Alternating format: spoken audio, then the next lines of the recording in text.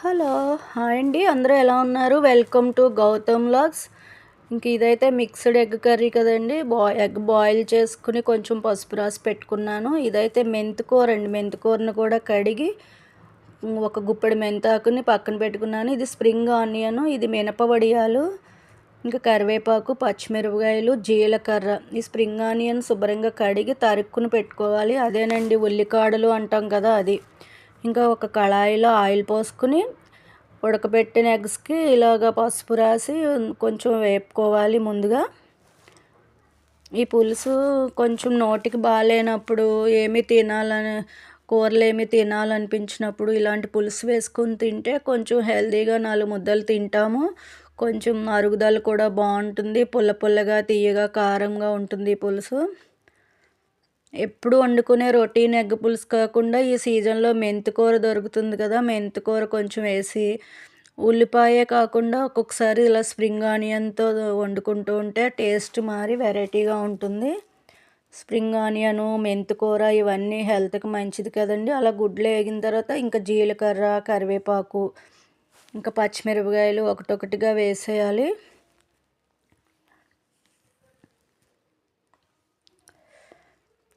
Spring onion అన్నిటికి మంచిది అని ఈ సీజన్లో బాగా దొరుకుతుంది కదా, మనకి హెల్త్కి మంచిది కాబట్టి ఉల్లిపాయ కొంచెం వేసుకుని ఇప్పుడు స్ప్రింగ్ ఆనియన్ వేస్తే ఉల్లిపాయ టేస్ట్ వచ్చి మంచి స్పైసీగా బాగుంటుంది. ఇలా గుడ్లు వేగిన తర్వాత, ఇలా పోపు వేగిన తర్వాత ఈ వడియాలు కూడా ఒక్కసారి నూనెలో వేపి తీసేయాలి. ఇవన్నీ వేగిన తర్వాత ఒక ప్లేట్లోకి పక్కకు పెట్టేసుకుని అప్పుడు ఉల్లిపాయ గ్రేవీ వేపించాలి. ఇవన్నీ ముందే మెంతాకు వేపించవచ్చు. నేను ముందుగా మెంతాకు వేయటం మర్చిపోయాను. అందు గురించి ఇవి వేసేసి తర్వాత ప్లేట్లోకి తీసేసి మెంతికూర వేపుతున్నాను. మెంతికూర పచ్చిది అలా పులుసులో వేయకూడదు. కొంచెం మెంతికూరకు కొంచెం చిరుచేదు ఉంటుంది కదండి, ఆ చేదు ఫ్లేవర్ ఎక్కువ తెలుస్తుంది.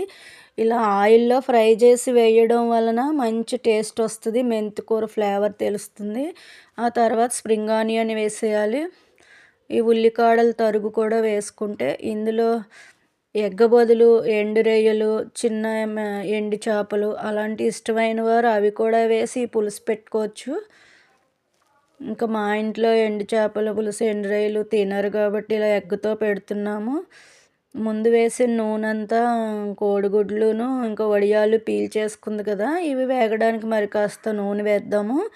స్ప్రింగ్ ఆనియన్, మెంతికూర బాగా వేగిపోయిన తర్వాత ఒక టమాటా, ఒక పెద్ద ఉల్లిపాయ, కొంచెం జీలకర్ర, వెల్లుల్లిపాయ వేసి మిక్సీ పెట్టుకున్నాను జార్లోను. ఉత్తి స్ప్రింగ్ ఆనియన్ గ్రేవీ రాదు కదండి, అందుకని ఒక టమాటా వేసి ఒక ఉల్లిపాయ, జీలకర్ర, వెల్లుల్లిపాయతో మిక్సీ పెట్టుకుని గ్రేవీ కూడా వేసుకోవాలి.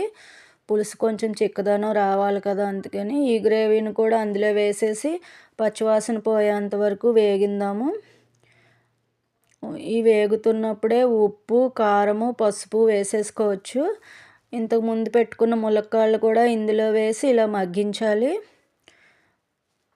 ఇలా మగ్గిన తర్వాత బాగా ఇంకా ముందు పెట్టుకున్న ఈ వడియాలు, గుడ్లు కూడా అందులో యాడ్ చేసి ఇంకా జారు కడిగిన కొంచెం వాటర్తో ఉడికించాలి ముందు. అన్నీ బాగా మగ్గిపోయి బాగా పచ్చివాసన పోయినాయి కదండి. ఇప్పుడు జారు కడిగిన కొంచెం వాటర్ పోస్తే ఆ వాటర్ పోసి ఉడికే లోపల చింతపండుని పులుసు పిసుక్కుందాము.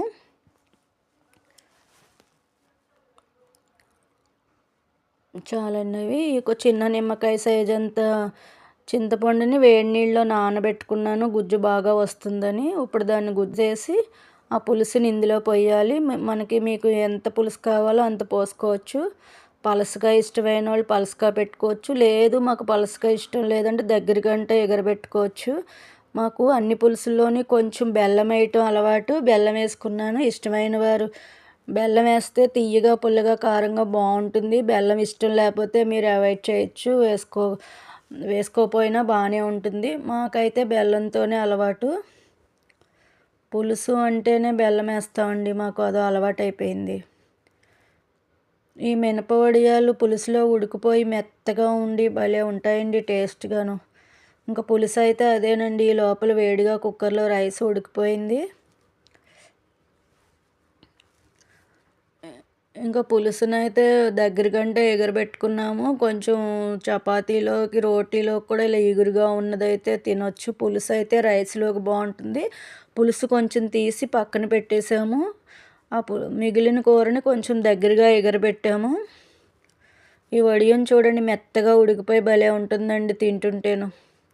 ఇది ఉత్తి మినప్పిండినే కొంచెం జీలకర్ర వేసి రుబ్బుకుని దాన్ని ఎండబెడితే ఇలా వడియాలవుతాయి. ఇంక ఇదేనండి ఈరోజు